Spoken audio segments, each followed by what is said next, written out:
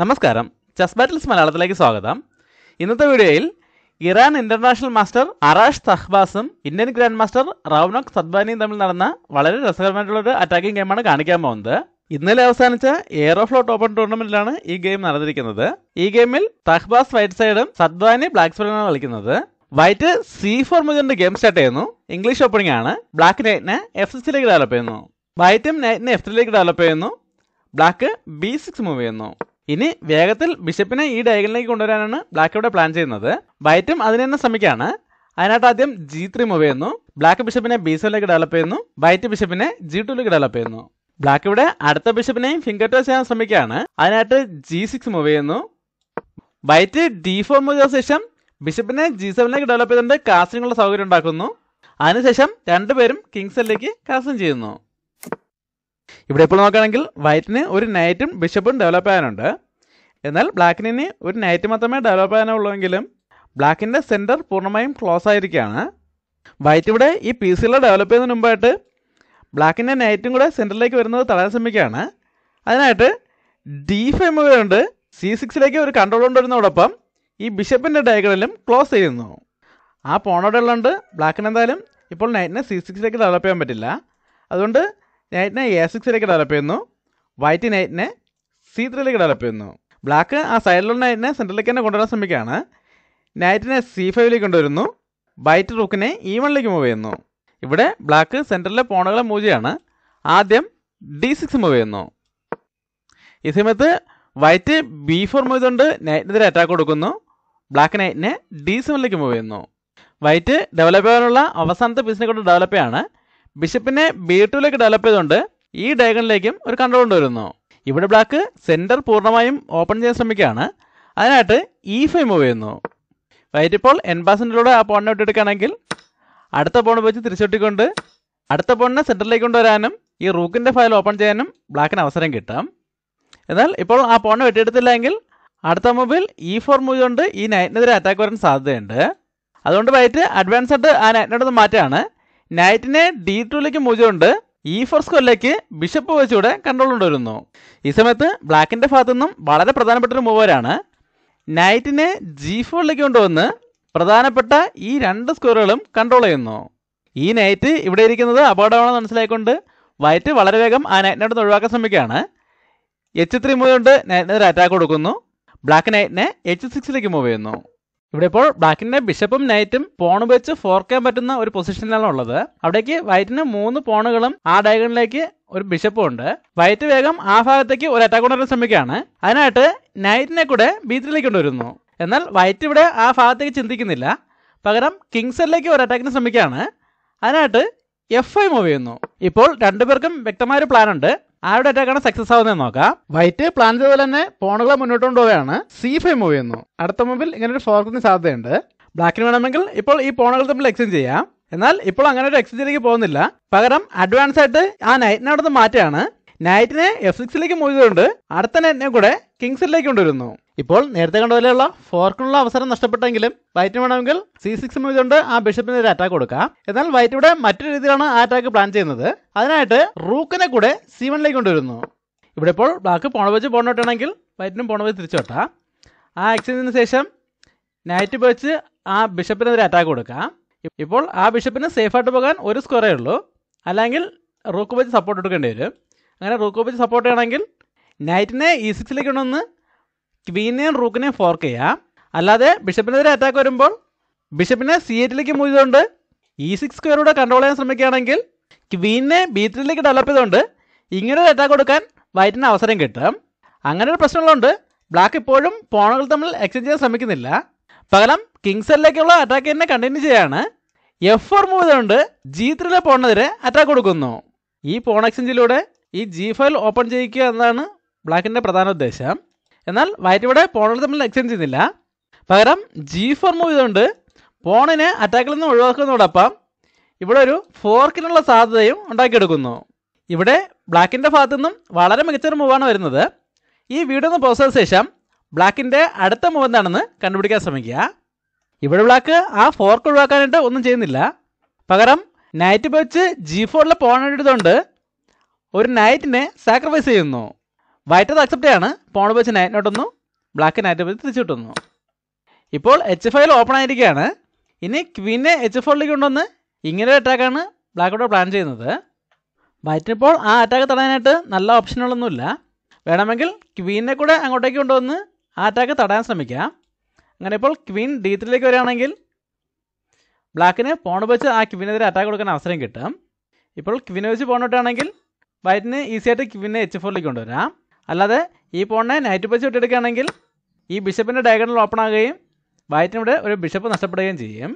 അല്ലാതെ ഈ പോണിനെ അവഗണിച്ചുകൊണ്ട് ക്വീനെ H3ലേക്ക് കൊണ്ടുവന്ന് H3 സ്കോർ കൺട്രോൾ ചെയ്യുന്നതോടൊപ്പം ഈ നൈറ്റിനെതിരെ അറ്റാക്കും കൊടുക്കാൻ ശ്രമിക്കുകയാണെങ്കിൽ ബ്ലാക്കിനെ ബിഷപ്പിനെ C8ലേക്ക് കൊണ്ടുവന്ന് ആ നൈറ്റിനെ സപ്പോർട്ട് ചെയ്യാനും പിന്നീട് നൈറ്റിനെ മാറ്റിക്കൊണ്ട് ക്വീനെതിരെ ഡബിൾ അറ്റാക്ക് കൊടുക്കാനും അവസരം കിട്ടും.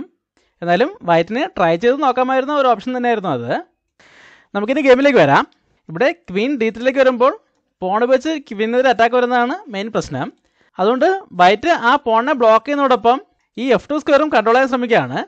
അതിനായിട്ട് നൈറ്റിനെ E4ലേക്ക് കൊണ്ടുവരുന്നു. ഇപ്പോൾ ആ പോൺ ബ്ലോക്കുമായിട്ടുണ്ട്. F2 സ്ക്വയറിലേക്ക് ഒരു കൺട്രോളും കിട്ടിയിരുന്നുണ്ട്. എന്തായാലും ബ്ലാക്കിനിപ്പോൾ ക്വീനെ അറ്റാക്കിലേക്ക് കൊണ്ടുവരുന്നതിന് യാതൊരു തടസ്സമില്ല. ക്വീനെ H4ലേക്ക് കൊണ്ടുവരുന്നു. ഇവിടെ ഇപ്പോൾ ക്വീൻ H2ലേക്ക് ഒന്ന് ചെക്ക് വന്നാലും കിങ്ങിന് F1ലേക്ക് മാറാം. വൈറ്റിൻ്റെ ബിഷപ്പിന് H1ലേക്ക് കൺട്രോൾ ഉള്ളത് കാരണം ഇവിടെ എന്തായാലും ഒരു ചെക്ക്മേറ്റിന് സാധ്യതയില്ല. അതുകൊണ്ട് തന്നെ ഈ രണ്ട് സ്ക്വയറുകളിലൂടെ കൺട്രോൾ ചെയ്ത് കഴിഞ്ഞാൽ ബ്ലാക്കിൻ്റെ ക്വീനെ ഇവിടെ നിന്ന് ഒഴിവാക്കാൻ കഴിയുമെന്നാണ് വൈറ്റ് ഇവിടെ കാൽക്കുലേറ്റ് ചെയ്യുന്നത്. അതിനായിട്ട് അടുത്ത നൈറ്റിനെ കൂടെ ഗെയിമിലേക്ക് കൊണ്ടുവരാണ്. നൈറ്റിനെ D2ലേക്ക് കൊണ്ടുവരുന്നു. ഇവിടെ ബ്ലാക്ക് ക്വീനെ H2ലേക്ക് കൊണ്ടുവന്ന് ചെക്ക് കൊടുക്കുന്നു. വൈറ്റ് കിങ്ങിനെ F1ലേക്ക് മൂവ് ചെയ്യുന്നു. ഇനി വൈറ്റിനെ നൈറ്റ് വെച്ച് ആ ക്വീനെ അറ്റാക്ക് ചെയ്തുകൊണ്ട് ക്വീനെ ഇവിടെ നിന്ന് ഒഴിവാക്കാൻ കഴിയും. എന്നാൽ ഇവിടെ ബ്ലാക്കിൻ്റെ ഭാഗത്തു നിന്നും വീണ്ടും ഒരു ബ്രില്യൻ്റ് മൂവ് വരെയാണ്. ഈ വീഡിയോ ഒന്നുകൂടെ പോസ്റ്റ് ചെയ്ത ശേഷം ബ്ലാക്കിൻ്റെ അടുത്ത മൂവ് എന്താണെന്ന് കണ്ടുപിടിക്കാൻ ശ്രമിക്കുക. ബ്ലാക്ക് നേരത്തെ തന്നെ ഒരു നൈറ്റിനെ സാക്രിഫൈസ് ചെയ്തിരുന്നു. ഇവിടെ രണ്ടാമത്തെ നൈറ്റിനെ കൂടെ സാക്രിഫൈസ് ചെയ്യാണ്.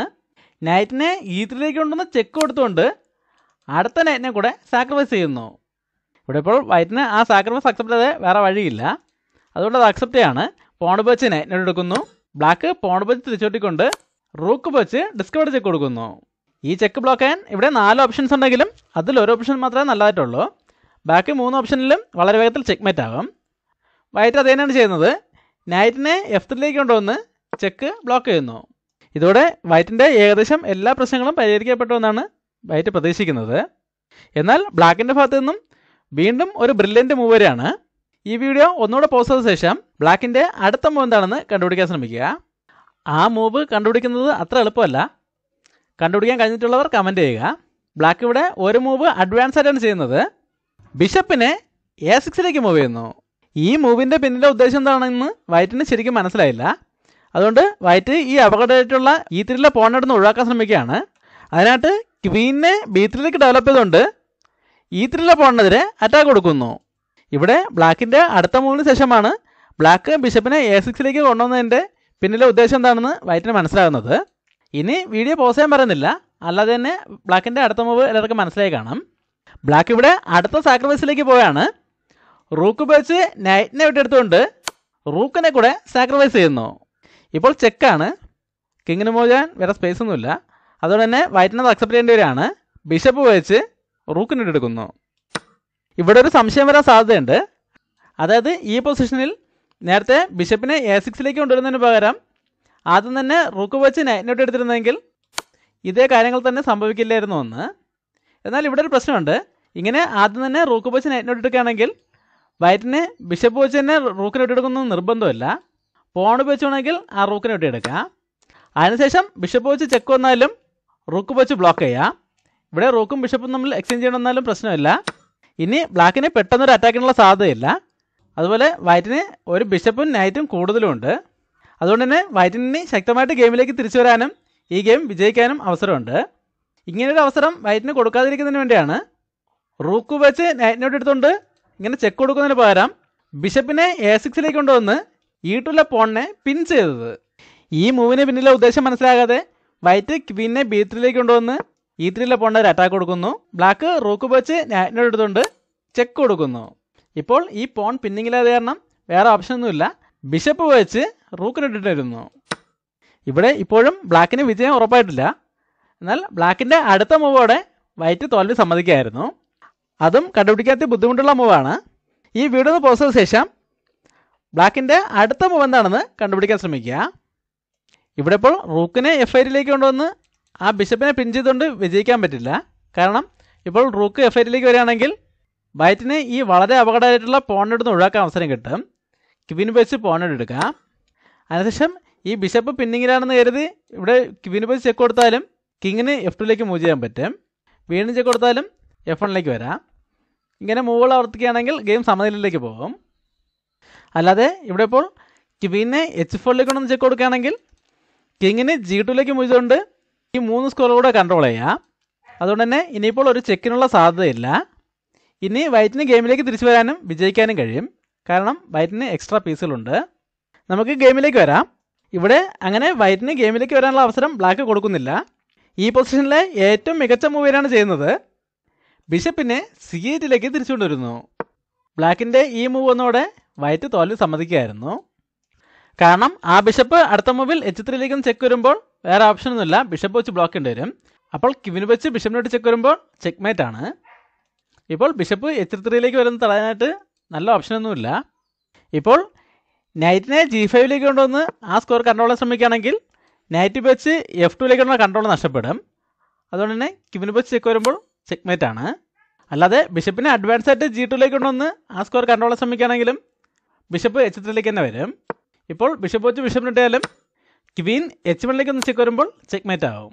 എങ്ങനെ നോക്കിയാലും വളരെ വേഗത്തിൽ ചെക്ക്മേറ്റ് ആകും എന്ന് മനസ്സിലായിക്കൊണ്ടാണ് ബിഷപ്പ് C8ലേക്ക് വന്നപ്പോൾ തന്നെ വൈറ്റ് തോൽവി സമ്മതിച്ചത്.